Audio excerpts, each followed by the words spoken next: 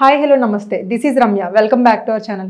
ఈ రోజు మన ముందున్నారు వాస్తు బ్రహ్మ అకల్ట్ కింగ్ అరిహంత్ రాజ్ గారు. ఒకసారి ఆయనతో మాట్లాడదాం. సార్, ఇప్పుడు మనం ఇంట్లో చూసుకుంటే చాలా మంది వినాయక పూజలు కానీ సత్యనారాయణ పూజలు కానీ తరచూ చేసుకుంటూ ఉంటారు. సో వాళ్ళకి మొక్కు ఉండడం వల్ల దేనివల్ల సో అది ఎప్పుడు పడితే అప్పుడు చేసుకోవచ్చా లేదా పర్టికులర్ మాసంలోనే చేసుకోవాలి? అలాగే ఒకవేళ చేసుకోవచ్చు అంటే ఇంట్లో ఏ దశలో చేసుకోవచ్చు సార్? తప్పకుండా అండి.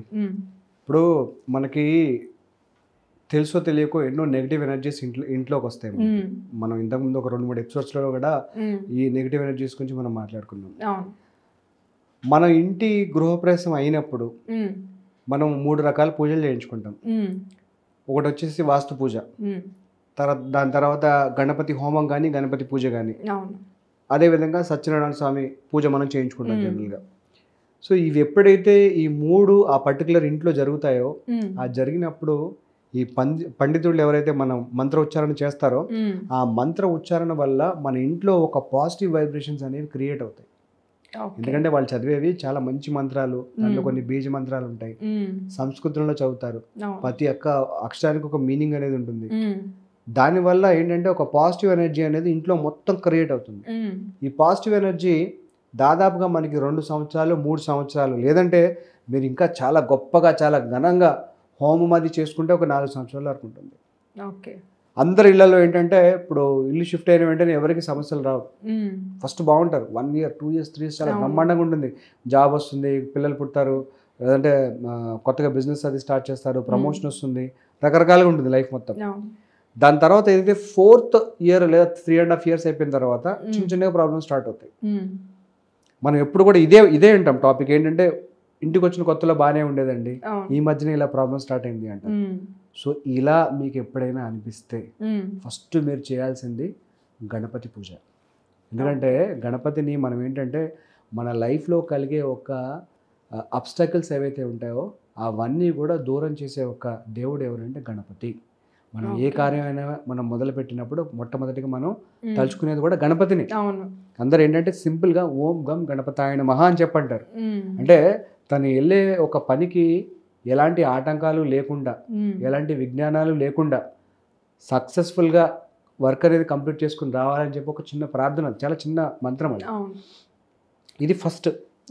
తర్వాత ఎప్పుడైనా మీకు ఒకవేళ నెగిటివ్ ఎనర్జీస్ చాలా ఎక్కువగా ఉన్నాయి, లేదంటే అనుకున్న పనులు అవ్వట్లేదు, ఆరోగ్య సమస్యలు ఎక్కువగా ఉన్నాయి ఇంట్లో, లేదంటే ఇంట్లో ఏదో జరుగుతుంది, మనకి ఒక సాటిస్ఫాక్షన్ లేదు, ఒక పీస్ లేదు ఇంట్లో అని చెప్పి ఎప్పుడైనా మనకు అనిపిస్తే కనుక గణపతి హోమం కానీ, ముఖ్యంగా గణపతి హోమం కానీ లేదన్నా రుద్రాభిషేకం కానీ, ఈ రెండిట్లో మీరు ఏది చేసుకున్నా, లేదు మీకు పర్లేదు చేయించుకుంటాం, మాకు స్తోమత ఉంది, మాకు టైం ఉంది, మేము కూర్చోగలుగుతాం అనుకునేటట్టుంటే కనుక గణపతి హోమం ప్లస్ రుద్రాభిషేకం చేయించుకుంటే కనుక మీకు దాదాపుగా ఒక 2-3 సంవత్సరాల ఇంట్లో ఎలాంటి సమస్యలు, ఎలాంటి ప్రాబ్లమ్స్ ఉండవు. సో ప్రతి ఒక్క దానికి ఒక్కొక్క సొల్యూషన్ అనేది మనకి శాస్త్రంలో చెప్పుంది ఆల్రెడీ. కాకపోతే మనం చదవం, మనకు తెలియదు, ఎవరైనా చెప్పినా కానీ మనం పట్టించుకోము అంతే. అదేవిధంగా సత్యనారాయణ స్వామి కథ, సత్యనారాయణ స్వామి కథ కూడా మనకి, సత్యనారాయణ స్వామి పూజ కూడా చాలా అంటే చాలా లాభం చేస్తుంది మనకి. ఇల్లు ఎవరైనా కొనుక్కోవాలనుకుంటున్నారు, వాళ్ళ దగ్గర డబ్బు ఉంది, ఇల్లు కుదరదు, పిల్లకి పెళ్లి చేయాలనుకుంటారు, సంబంధాలు వస్తున్నాయి, వీళ్ళు రెడీగా ఉన్నారు, అయినా సరే కుదరదు, అబ్రాడ్ వెళ్ళాలనుకుంటారు, అన్నీ ఉంటాయి, వాళ్ళ ఎడ్యుకేషన్ అయిపోయింది, వీసా మన పాస్పోర్ట్ రెడీగా ఉంది, అన్నీ అయిపోయింది, అక్కడి నుంచి ఒక వీసా అప్రూవల్ రావాలి వాళ్ళకి, లేదంటే అక్కడి నుంచి ఒక L1 లేదా H1 వీసానో వాళ్ళకి ఒక అప్రూవల్ రావాలి, అది ఆగిపోతుంది. సో ఇలా అంటే నోటి దాకా వచ్చి ఆగిపోతుంటాయి ఇవన్నీ.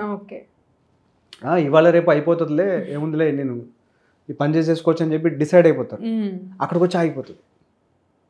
సో ఇలా మీ లైఫ్లో ఎప్పుడైనా ఉంటే కనుక మీరేం చేయాలంటే సత్యనారాయణ స్వామి పూజ. సో దీన్ని ఏదో పెద్ద గ్రాండ్గా చేసి ఒక 100 మందికి భోజనం పెట్టాల్సిన అవసరం లేదు.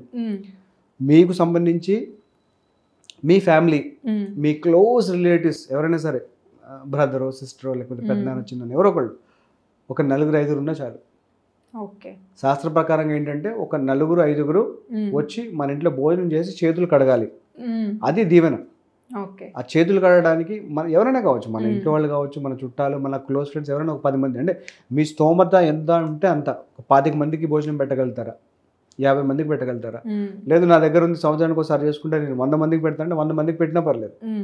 ఇది కనుక మనం చేసుకుంటే ఇంట్లో ఎలాంటి నెగిటివిటీస్ ఉండవు, ఆటంకాలు అన్నీ కూడా తొలగిపోతాయి. అదేవిధంగా మనం growth step by step growth అనేది మనకు పెరుగుతుంది.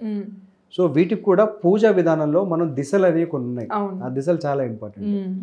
ఇప్పుడు మనం గణపతి పూజ చేస్తే ఎప్పుడైనా సరే ఉత్తరముఖం, అంటే గణపతిని ఉత్తరంలో పెట్టి గణపతి చూసేది దక్షిణం వైపు చూస్తారు.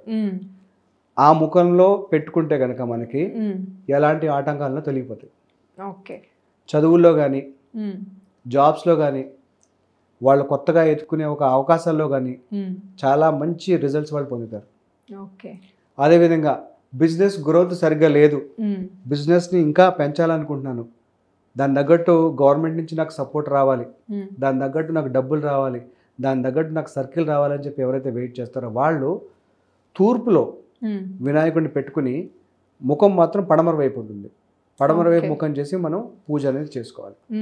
దీంట్లో కరెక్ట్గా మనకి ఈ పాదాల లెక్క మనం చూసుకుంటే ఈస్ట్ ఫేసింగ్లో దాదాపుగా ఒక 70-72 డిగ్రీల్లో కంపాస్లో 72 డిగ్రీస్లో 71-72 డిగ్రీస్లో కనుక మీరు హోమం చేసిన, పూజ చేసిన, సత్యనారాయణ స్వామి వ్రతం చేసిన మీ లైఫ్లో ఏది అనుకున్నా అది సక్సెస్ అవుతుంది.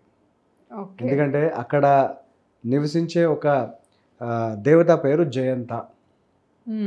జయంత అంటే సక్సెస్. మీరు చేసే ఏ పనిలో అయినా సరే మీకు సక్సెస్ ఇచ్చే దేవుడు. అది మీకు పాలిటిక్స్ కావచ్చు, లేదంటే మీరు ఒక స్పోర్ట్స్ మ్యాన్ ఉంటే అది ఒక స్పోర్ట్స్ కావచ్చు, లేదంటే మీరు ఒక బిజినెస్ పర్సన్ కావచ్చు, ఒక కాంపిటీషన్లో బిజినెస్ చేస్తున్నారు, మీరు ఒక బిజినెస్ పర్సన్ కావచ్చు, లేదంటే ఒక కాంపిటీషన్లో మీ ఒక ఎడ్యుకేషన్ కానీ మీ జాబ్ కానీ నడుస్తుంది, ఏదైనా కావచ్చు. సో నేను చెప్పిన ప్లేస్లో మీరు సత్యనారాయణ స్వామి కథ కానీ, హోమం కానీ, గణపతి పూజ కానీ, రుద్రాభిషేకం కానీ మీరు చేస్తే మీకు ఆల్ రౌండ్ సక్సెస్ అంటారు దాన్ని. ఆల్ రౌండ్ సక్సెస్ పొందే అవకాశం ఉంది. రియల్ ఎస్టేట్ వాళ్ళు, ముఖ్యంగా రియల్ ఎస్టేట్ వాళ్ళకి ఏంటంటే ఎంతసేపు వాళ్ళకు ఉన్న అసెట్స్ పెంచుకోవాలి, పెంచుకుంటేనే వాళ్ళకి రొటేషన్ అవుతుంది. ఒక ప్రాజెక్ట్ తీసుకుని ఒక ప్రాజెక్ట్తోనే నేను ఇవన్నీ అయిపోయేదాకా కూర్చున్నట్టు అంటే వాళ్ళకి రొటేషన్ అవ్వదు. సో వచ్చిన అమౌంట్ని ఇంకో చోటన అలా రొటేట్ చేస్తూ ఉండాలి. ఇలా రియల్ ఎస్టేట్ డీలర్స్ కానీ, రియల్ ఎస్టేట్ ఏజెంట్స్ కానీ, రియల్ ఎస్టేట్ చేసే ఒక వెంచర్స్ కానీ, ఈ ఓనర్స్ ఎవరైతే ఉంటారో వీళ్ళందరూ కూడా వెస్ట్ ఫేసింగ్ పడమరలో, అంటే దేవుడు తూర్పు చూస్తుంటాడు అనమాట.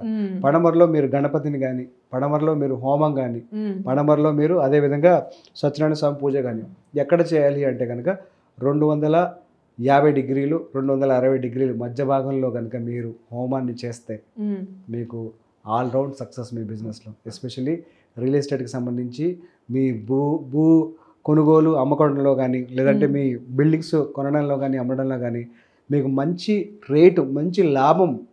అదేవిధంగా మీరు కొనేటప్పుడు మీకు తక్కువ రేట్లో, మీకు అమ్మేటప్పుడు ఎక్కువ రేట్లో ఇవి వచ్చే ఎక్కువగా ఛాన్సెస్ ఉన్నాయి. సో ఈ విధంగా అంటే ఇది ఇళ్లలోనే చేయాలని రూల్ ఏం లేదు.